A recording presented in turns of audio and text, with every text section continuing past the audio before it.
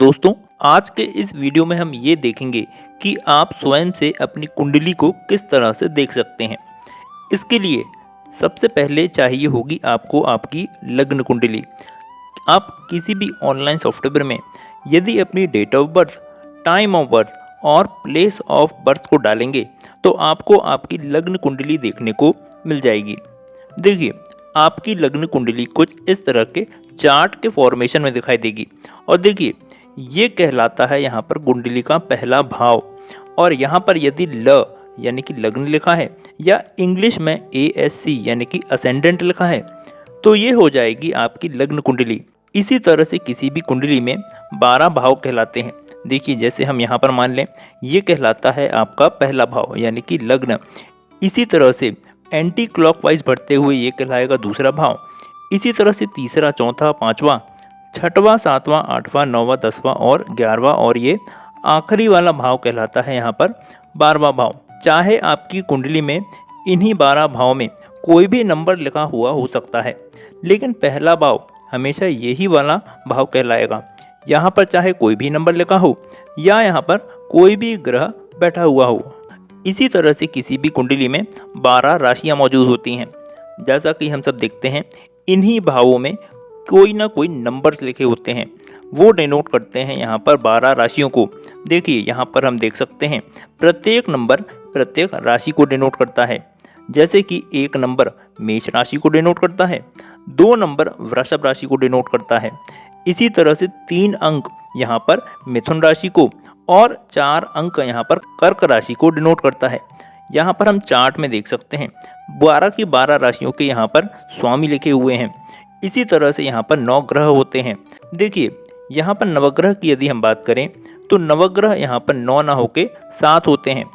राहु और केतु को यहाँ पर छाया ग्रह माना जाता है।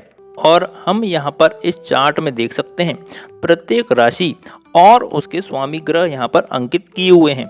जैसे कि यहाँ पर हम देख सकते हैं पहले नंबर की राशि कहलाती है यहाँ पर मेष राशि, जिसके स्वामी निकल के आते हैं मंगल ग्रह। इसी तरह से दूसरे नंबर की राशि कहलाती है यहाँ पर वृषभ राशि, इनके स्वामी कहलाते हैं यहाँ पर शुक्र ग्रह। इसी तरह से तीसरे नंबर की राशि कहलाती है मिथुन राशि, जिनके स्वामी कहलाते हैं यहाँ पर बुध ग्रह। इसी तरह से चौथा अंक की राशि कहलाती है कर्क राशि, जिनके स्वामी निकल के आते हैं यहाँ पर चंद्रदेव। इसी तरह से 5वें नंबर की राशि निकल के आती है सिंह राशि, जिनके स्वामी निकल के आते हैं सूर्य देवता। इसी तरह से 6वें नंबर की राशि होती है कन्या राशि, जिसके स्वामी एक बार फिर बुध देवता ही होते हैं। इसी तरह से 7वें अंक की जो राशि होती है वो होती है यहाँ पर तुला राशि, उनके भी स्वामी यहाँ पर शुक्र देवता होते हैं। इसी तरह से 8वें नंबर की राशि वृश्चिक राशि कहलाती है, जिनके स्वामी यहाँ पर मंगल देवता होते हैं। 9वें नंबर की राशि कहलाती है धनु राशि, जिनके स्वामी यहाँ पर गुरु देवता होते हैं। इसी तरह से 10वें अंक की राशि कहलाती है मकर राशि, जिनके स्वामी शनिदेव होते हैं। और 11वें अंक की राशि कहलाती है यहाँ पर कुंभ राशि, इनके स्वामी भी शनिदेव ही होते हैं। और 12वें अंक की राशि कहलाती है मीन राशि, इनके स्वामी होते हैं यहाँ पर भगवान गुरु। यहाँ पर हम देख पा रहे हैं सूर्य देवता और चंद्र देवता को छोड़ के सारे ही ग्रहों के पास लगभग 2-2 राशियों का स्वामित्व मौजूद है। और इन्हीं सब राशियों और ग्रहों के कुंडली के अलग अलग स्थान पर मौजूद होने से कुंडली का भावफल यहाँ पर निर्धारित किया जाता है। यहाँ पर इस तरह से समझ सकते हैं। अब मान लीजिए कि ये पहला भाव है, यहाँ पर कोई नंबर लिखा हुआ है। मान लेते हैं यहाँ पर 1 नंबर लिखा हुआ है। 1 नंबर की राशि होती है यहाँ पर मेष राशि, और मेष राशि के स्वामी होते हैं मंगल देवता। अब मान लेते हैं कि मंगल देवता ये वाले स्थान पर बैठे हुए हैं। ये घर कहलाता है 10वां घर। तो हम यहाँ पर ये कहेंगे कि पहले घर का स्वामी जो कि है मंगल देवता, वो यहाँ पर 10वें घर में बैठे हुए हैं। देखिए, कुंडली को समझने के लिए आपको कुंडली के बेसिक्स की जानकारी होना बहुत आवश्यक है, और कुंडली में किस तरह की बातें कही जाती हैं इनका भी जानना आपको बहुत ज़रूरी है। अब जो पहले घर का स्वामी है उसको हम कहते हैं लग्नेश, यानी कि लग्न का स्वामी ग्रह।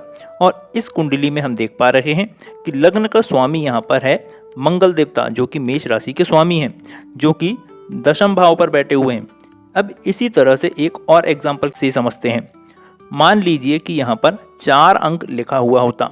4 अंक कहलाता है यहाँ पर कर्क राशि का, जिसके स्वामी होते हैं यहाँ पर चंद्र देवता। अब मान लीजिए चंद्र देवता यहाँ पर 8वें घर पर मौजूद हैं, तो यहाँ पर हम ये कहेंगे लग्नेश यहाँ पर 8वें घर पर बैठे हुए हैं। इसको हम कुछ इस तरह से भी कह सकते हैं कि चंद्रमा पहले घर का स्वामी होकर 8वें घर पर मौजूद है। एक और एग्जाम्पल की सहायता से देखते हैं। मान लीजिए अब पहला घर ना देख के हम देखते हैं तीसरा, और मान लीजिए यहाँ पर 6 अंक लिखा हुआ होता है। अब 6 अंक के स्वामी होते हैं बुध ग्रह, क्योंकि 6वीं राशि होती है कन्या राशि, जिनके स्वामी होते हैं बुध ग्रह। और मान लीजिए बुध ग्रह यहाँ पर 11वें भाव में बैठे हुए हैं, तो हम यहाँ पर ये कह सकते हैं कि तृतीयेश या तीसरे घर को स्वामी 11वें घर में बैठा है। और इसको इस तरह से भी कहा जाता है कि बुध तीसरे घर का स्वामी होके 11वें घर पे बैठा हुआ है। ये आपको इसलिए समझना आवश्यक है कि आगे आने वाले वीडियोस में जब भी कोई किसी भी योग या किसी कंजंक्शन के बारे में डिस्कस करेगा, तो आपको ये जानकारी होना काफ़ी ज़्यादा आवश्यक हो जाता है कि कुंडली में लग्नेश और भाव के स्वामी किस स्थान पर बैठे हैं और उनको किस तरह से समझा जा सकता है। इसी तरह से किसी भी कुंडली में या तो सारे ही ग्रह अलग अलग घरों पर बैठे हो सकते हैं, या ये भी हो सकता है कि किसी एक घर में एक से अधिक ग्रह बैठे हुए हो सकते हैं। देखिए, जब भी किसी एक घर में एक से ज़्यादा ग्रह बैठे हुए होते हैं तो वो कहलाती है यहाँ पर युति। इसी कुंडली में यदि हम देखें तो पहले घर में मान लीजिए चंद्रमा और गुरु 2 ग्रह बैठे हुए हैं, तो यहाँ पर हम ये कहेंगे कि पहले घर में चंद्रमा और गुरु की युति उस कुंडली में मौजूद है और उसी के अनुसार उस कुंडली का फल निर्धारित किया जाएगा। एक और उदाहरण से समझने की कोशिश करते हैं। मान लीजिए इसी एग्जाम्पल की कुंडली में लग्न यहाँ पर मेष राशि की दिखाई दे रही है। अब मान लीजिए यहाँ पर हमें मंगल ग्रह और यहाँ पर शुक्र देवता दोनों मौजूद होते हुए समझ में आ रहे हैं, तो यहाँ पर हम ये कह सकते हैं कि लग्नेश और द्वेष की लग्न में युति मौजूद है, क्योंकि जैसा कि हमने देखा दूसरे नंबर की राशि के स्वामी शुक्र देवता होते हैं और इसी तरह से उस कुंडली का फल भी निर्धारित किया जाएगा।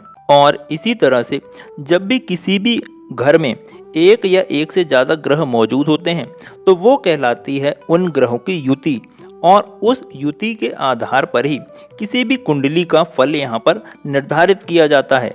और इसी तरह से एक और बात जो हर कुंडली में यहाँ पर सामान्य रहती है वो रहती है राहु और केतु की स्थिति। देखिए, कभी भी किसी भी कुंडली में राहु और केतु की युति नहीं हो सकती है।